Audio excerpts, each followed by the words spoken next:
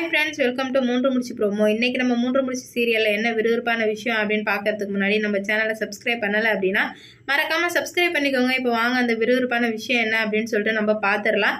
இப்போ சிங்காரத்தோட ஃபேமிலி ரொம்ப ரொம்ப கஷ்டமான சூழ்நிலையில் இருக்காங்க. என்ன ஹாஸ்பிட்டல்லேருந்து வரப்போகுதோ இல்லையோ அப்படின்னு சொல்லிட்டு சிங்காரம் குழப்பத்தோடு இருக்காங்க. இதில் ஒரு பக்கம் புனிதா அக்கா என்னால் தான் இந்த மாதிரிலாம் கஷ்டப்படுறாங்க, நான் ஏன் உயிரோடு இருக்கணும் அப்படின்ற மாதிரி மைண்ட் திங்க் பண்ணி வச்சுருக்காங்க.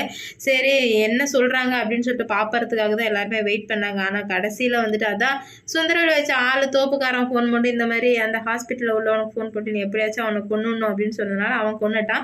உடனே நியூஸ் வந்துட்டு போலீஸ் ஸ்டேஷனுக்கு, நந்தினிக்கு, அவங்க வீட்டு எல்லாருக்குமே ஊருக்கே பரவிடுச்சுங்க. நந்தினியால் தான் இந்த மாதிரி அந்த பையன் செத்தான் அப்படின்னு சொல்லிட்டு. அது மட்டும் இல்லாமல் அந்த பிரசிடென்ட் வந்துட்டு என் பையனை கொன்னவளை கண்டிப்பாக நான் சும்மாவே விட மாட்டேன், ஊடு பூந்து அடிக்க போகிறேன் அப்படின்னு சொல்லிட்டு ஊரே வந்து திரண்டு போயிட்டு இப்போ சிங்காரம் வீட்டு வாசலில் நிற்கிது. வீட்டு எல்லாத்தையும் அடித்து நொறிச்சு துவம்சம் பண்ணிட்டு இருக்காங்க. என்னங்க ஆச்சு அப்படின்னு கேட்கும்போது இந்த மாதிரி பிரசிடென்டோட பையன் செத்துட்டாங்க அப்படின்னு சொல்லிட்டு சொல்லவுமே ஒன்றுமே புரியாமல் தவிச்சிட்டு இருக்காங்க சிங்காரம்.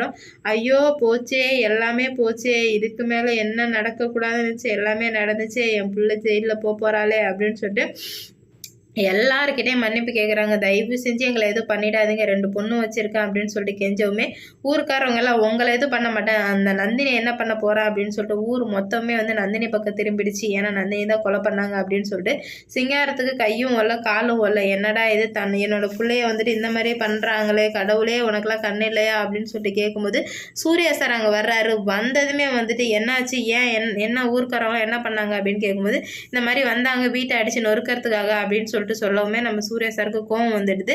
பண்ண எல்லா தப்பு வேற, ஆனால் வந்து தண்டனை வந்து உங்களுக்கா, இதை நான் சும்மாவே விட மாட்டேன், இந்த நியாயத்தை நான் உங்களுக்கு வழங்கி ஆவேன் அப்படின்னு சொல்லிட்டு சூர்யா சார் சொல்லுவோம்.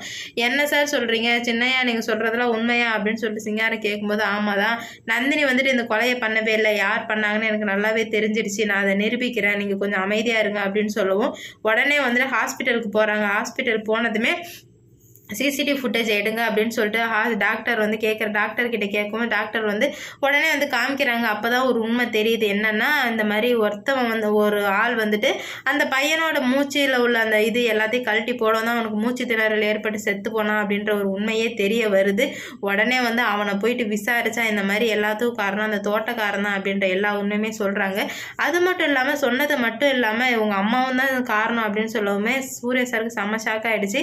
நீ சொல்கிறதெல்லாம் உண்மையா அப்படின்னு கேட்குறாங்க. ஆமாம் நான் சொல்கிறதெல்லாம் உண்மை தான், உங்கள் அம்மா தான் இது எல்லாத்துக்கும் காரணம் அப்படின்னு சொல்லுமே சூர்யாவுக்கு கோவம் வந்து அவங்கள என்ன பண்ண போகிறேன் அப்படின்னு சொல்லிட்டு பாருங்க அப்படின்னு சொல்லிட்டு அங்கேருந்து கிளம்பி போகிறாரு. சுந்தரவெளி என்ன பண்ண போகிறாரு அப்படின்னு சொல்லிட்டு பொறுத்திருந்து பார்க்கலாம். இந்த வீடியோ பிடிச்சிருந்தா லைக் பண்ணுங்கள், ஷேர் பண்ணுங்கள், கமெண்ட் பண்ணுங்கள். இது போன்ற வீடியோ சீரியல் அப்டேட் தெரிஞ்சுக்க நம்ம சேனலை மறக்காமல் சப்ஸ்கிரைப் பண்ணிக்கோங்க.